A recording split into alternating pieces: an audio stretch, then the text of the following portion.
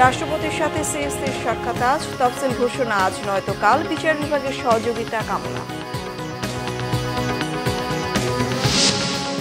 অস্ট্রেলিয়ার 16 বছরের কম বয়সীদের জন্য নিষিদ্ধ হল সামাজিক মাধ্যম ব্যবহার, গৌরবের দিন বলছেন প্রধানমন্ত্রী আলবানিজ।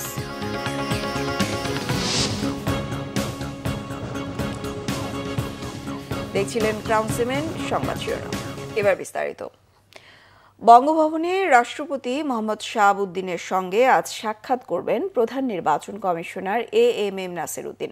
এদিকে ত্রয়োদশ জাতীয় সংসদের তফসিল চলতি সপ্তাহে হতে পারে বলে জানিয়েছেন তিনি। গতকাল প্রধান বিচারপতি সৈয়দ রেফাত আহমেদের সঙ্গে সাক্ষাৎ শেষে তিনি সাংবাদিকদের একথা জানান। প্রধান বিচারপতির খাস কামরায় প্রায় ঘণ্টা ব্যাপী তাদের মধ্যে একান্ত বৈঠক অনুষ্ঠিত হয়।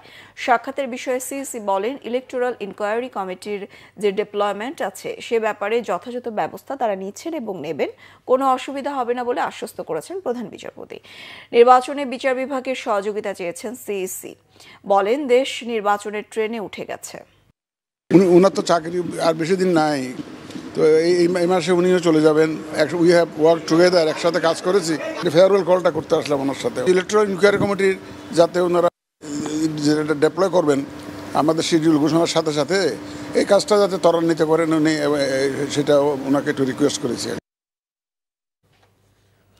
বিএনপি চেয়ারপারসন বেগম খালেদা জিয়ার শারীরিক অবস্থার ধীর উন্নতি অব্যাহত রয়েছে বলে জানা গেছে। বেগম খালেদা জিয়ার চিকিৎসায় গঠিত মেডিকেল বোর্ডের সূত্রে জানা গেছে, নতুন করে তার শারীরিক অবস্থার অবনতি হচ্ছে না। এটাই চিকিৎসকদের কাছে ইতিবাচক দিক। তবে ভ্রমণের উপযোগী না হয় উন্নত চিকিৎসার জন্য শিগগিরই বিএনপি নেত্রীকে দেশের বাইরে নেয়ার আপাতত পরিকল্পনা নেই। এর আগে সর্বশেষ ব্রিফিংয়ে বেগম জিয়ার ব্যক্তিগত চিকিৎসক ও বিএনপির স্থায়ী কমিটির সদস্য ডাক্তার এজেডএম জাহিদ হোসেন জানিয়েছেন, বেগম খালেদা জিয়ার সুস্থতাকে সর্বাধিক অগ্রাধিকার দিচ্ছে মেডিকেল বোর্ড। দর্শক, এই মুহূর্তে এভারকেয়ার হাসপাতালে রয়েছেন সহকর্মী নাবিল জাহাঙ্গীর, যুক্ত হচ্ছি তার সঙ্গে। নাবিল, বেগম খালেদা জিয়ার শারীরিক অবস্থা চিকিৎসার বিষয়ে আপনার কাছে কি তথ্য আছে দর্শকদের জানাবেন।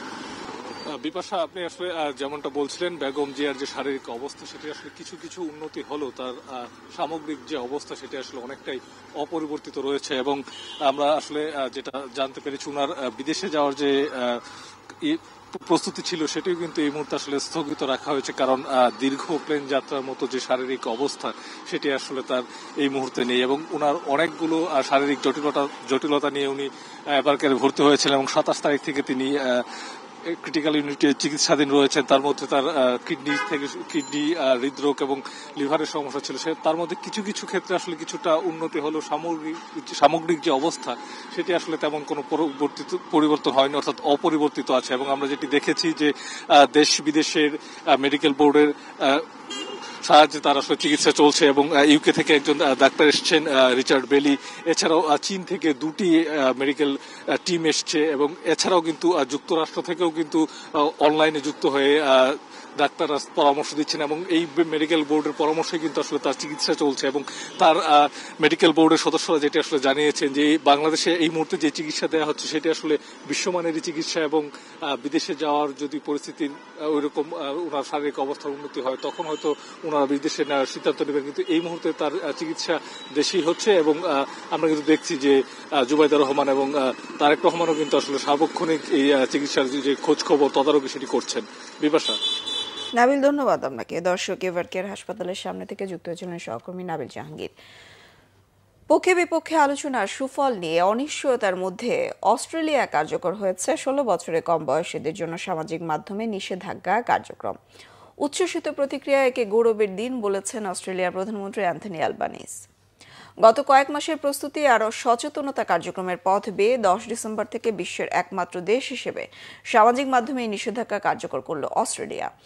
Instagram, Kick, Reddit, Snapchat, Threads, TikTok, X handle, YouTube সহ 10টি সামাজিক মাধ্যম নিষেধাজ্ঞায় পড়লেও ব্যবহার করা যাবে WhatsApp, Messenger, YouTube Kids, Discord, GitHub, Google Classroom, Lego Play, Roblox, Steam ও স্টিম চ্যাট। সন্তুষ্টি প্রকাশ করে প্রধানমন্ত্রী আলবানিস বলেছেন, অস্ট্রেলিয়ার প্রধানমন্ত্রী হিসেবে তিনি এতটাই গর্ববোধ করছেন যা আগে কারো পক্ষে সম্ভব হয়নি। এটি শিশুদের শৈশব ফিরিয়ে দেবে বলে আশাবাদী। অনলাইনের কুপ্রভাব থেকে শিশু কিশোরদের সুরক্ষিত রাখতে যে অভিভাবক আর নীতি নির্ধারকরা সহায়তা করেছেন তাদের সবার প্রতি সশস্ত্র কৃতজ্ঞতাও জানিয়েছেন আলবানিস। সরকারি বিধিনিষেধ অমান্যের দায়ে শিশু কিশোর ও অভিভাবকের আপাতত শাস্তির আওতায় আনা হবে না। এর পরিবর্তে সংশ্লিষ্ট সামাজিক মাধ্যম কর্তৃপক্ষের কাছ থেকে সর্বোচ্চ $3,20,00,000 জরিমানা আদায় করা হবে। 13 থেকে 15 বছর বয়সী ব্যবহারকারীদের অ্যাকাউন্ট গত 4 ডিসেম্বর থেকে নিষ্ক্রিয় করার কার্যক্রম শুরু করেছে ইনস্টাগ্রাম, ফেসবুক, থ্রেডস এই 3 মাধ্যমের নিয়ন্ত্রক সংস্থা মেটা। এই ছিল এখনকার মতো। পরের সংবাদ বেলা 11টায় দেখার আমন্ত্রণ রইল। এছাড়া বাংলা ভিশন সংবাদ ও সংবাদ সংশ্লিষ্ট অনুষ্ঠান দেখতে ভিজিট করুন www.bbnews24.com ও facebook.com/banglavisionnews। সাবস্ক্রাইব করুন youtube.com/banglavisionnews। সঙ্গে থাকায় ধন্যবাদ সবাইকে।